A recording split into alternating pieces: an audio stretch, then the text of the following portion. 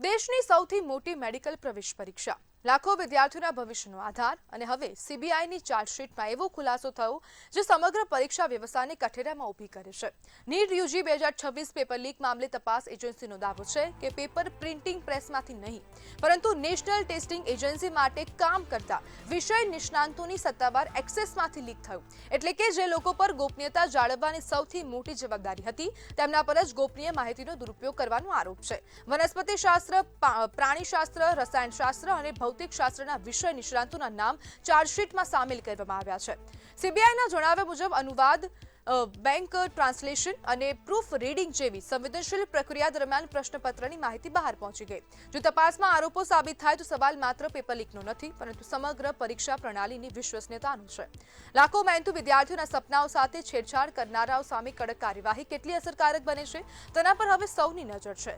10 ઓગસ્ટે કોર્ટમાં ચાર્જશીટ પર થનારી સુનાવણી આ કેસમાં મહત્વપૂર્ણ તબક્કો સાબિત થઈ શકે છે અને જે પ્રમાણે હવે નીટનું પેપર લીક થયું તે બાદ ફરીથી પરીક્ષા યોજાઈ તે બાદ અનેક વિદ્યાર્થીઓ ક્યાંક ક્યાંક આઘાતમાં સરી પડે તેના કારણે અનેક વિદ્યાર્થીઓએ આપઘાત પણ કરી લીધો। હવે અહીંયા સવાલ આપણી શિક્ષણ પ્રણાલી પર ઊભો થઈ રહ્યો છે અને જે પ્રમાણે આપને દરેક વ્યક્તિને ખબર છે કે જે પ્રમાણે પ્રોટેસ્ટ થયા, જે પ્રમાણે શિક્ષણ મંત્રીનું રાજીનામું પણ લેવામાં આવ્યું અને તેને જ લઈને હવે સવાલો પણ અહીંયા ઘણા ઊભા થઈ રહ્યા છે। અને આજ મુદ્દે આપણી સાથે ચર્ચા કરવા માટે પ્રોફેસર મોહન પટેલ જોડાઈ ગયા છે। મોહનભાઈ, નીટમાં ખુલાસો થયો છે કે અંદરથી જ ક્યાંક ને ક્યાંક પેપર લીક થયું છે અને એનટીએના અધિકારીઓ દ્વારા પેપર લીક કરવામાં આવ્યું હોય, આપનું શું કહેવું છે? સૌપ્રથમ આ મુદ્દા માટે મને જોડવા બદલ આપનો ખૂબ ખૂબ આભાર। મારું મંતવ્ય એ છે કે એનટીએ જે સરકાર સ્થાપિત એક સંસ્થા છે અને એ સંસ્થાની વિશ્વસનીયતા અને ગોપનીયતા ના ઉપર સમગ્ર લોકોનો વિશ્વાસ હોય છે ત્યારે પેપર પ્રિન્ટિંગ પ્રેસમાંથી લીક થયું છે એ તપાસ કરતી એજન્સીઓએ અત્યારે જાહેર કર્યું છે તો કેમ શરૂઆતથી તપાસ કરી ત્યારે જ કેમ એ લોકોનું નામ બહાર ના આવ્યું? કારણ કે લાખો વિદ્યાર્થીઓની મહેનત, અથાગ પ્રયત્નો અને પ્રામાણિકતા જે છે એ એમનો સમય, શક્તિ અને નાણાંનો દુર્વ્યય થયો છે અને વિદ્યાર્થીઓ અને વાલીઓ માનસિક રીતે, આર્થિક રીતે ભાંગી પડ્યા છે। ત્યારે આવા સમયની અંદર સમગ્ર દેશમાં કોઈ પણ વિભાગ હોય આ તમામ વિભાગની અંદર ભ્રષ્ટાચાર વ્યાપી ગયેલો છે। રાતોરાત બધાને જ પૈસાવાળા થઈ જવું છે અને એટલા માટે લોકોની સાથે નહીં પરંતુ જે વિદ્યાર્થીઓ ભવિષ્યમાં દેશના નાગરિકોની તબીબી સારવાર અને સેવા કરવાના છે એવા વિદ્યાર્થીઓ સાથે પણ ખિલવાડ કરવામાં આ લોકોએ જરા પણ બાકી રાખ્યું નથી।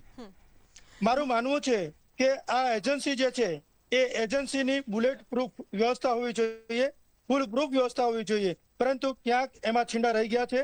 નાની માછલીઓ પકડાઈ જશે અને મોટા મગરમચ્છો છૂટી જવાના છે કારણ કે સરકાર પણ એમાં સામેલ છે। કેમ તો કે સરકાર અત્યાર સુધી કેમ ના બોલી? જ્યારે જૈનજીના યુવાનોએ આંદોલન કર્યું દિલ્હીમાં જંતર મંતર ઉપર ત્યારે શિક્ષણ પ્રધાન કેન્દ્રના ધર્મેન્દ્ર પ્રધાન જે છે એને રાજીનામું આપવાની ના પાડી। આખરે ભાજપ સરકારે ઝૂકવું પડ્યું અને આંદોલનમાં યુવાનોનો વિજય થયો અને ધર્મેન્દ્ર પ્રધાને રાજીનામું આપવું પડ્યું। મારી એટલી જ વિનંતી છે કે ફૂલ પ્રૂફ ડિજિટલ જીપીએસ સિસ્ટમ વગેરેની જો ગોઠવણી કરવામાં આવે અને લાઈવ લોકેશન દ્વારા દરેક સેન્ટર ઉપર જો પેપરો પહોંચાડવામાં આવશે તો વિદ્યાર્થીઓ કરેલી જે મહેનત છે, પ્રામાણિકતા છે, નિષ્ઠા છે એમાં આ વિદ્યાર્થીઓ ચોક્કસ સફળ થશે અને વિદ્યાર્થીઓ દેશના નાગરિકોની સાથે સેવા કરી શકશે। બાકી આ ભ્રષ્ટાચારનો બોરિંગ જે છે એ આપડી ગયો છે। વડાપ્રધાન મોદીએ એમ કીધું છે અને આપણા ગૃહપ્રધાન અમિત શાહ એમણે પણ કીધું છે કે કોઈ ચમરબંધીને છોડવામાં નહીં આવે। મને નથી લાગતું કે આ વિધાન એમનું સાચું પડે કારણ કે ચમરબંધીઓ બહાર રખડે છે અને નાના માણસો અત્યારે જેલમાં સબડી રહ્યા છે। એટલે એનટીએની વિશ્વસનીયતા જે છે એ એનટીએ પોતે જ ગુમાવી દીધી છે। બાકી પ્રિન્ટિંગ પ્રેસમાંથી સીધું જો એનટીએ એ લીડ કરવાનું હોય અને પેપરો દરેક સેન્ટરો ઉપર ઝડપે સ્લાક બંદોબસ્ત સાથે મોકલવાના હોય તો કદાચ મને એવું લાગે છે કે આમાં એજન્સીના માણસો પણ સામેલ છે, એ પણ બાકાત નથી। એટલે એમની મિલકતો જપ્ત કરવામાં આવે, કડકમાં કડક એને સજા કરવામાં આવે અને એમની મિલકતો ઉપર બુલડોઝર ફેરવવામાં આવે અને વિદ્યાર્થીઓ અને વાલીઓને જે આર્થિક નુકસાન થયું છે એ નુકસાન એમની પાસેથી વસૂલ કરવામાં આવે। આવું મારું મંતવ્ય છે। બિલકુલ મોહનભાઈ, જોડાવા બદલ આપનો આભાર।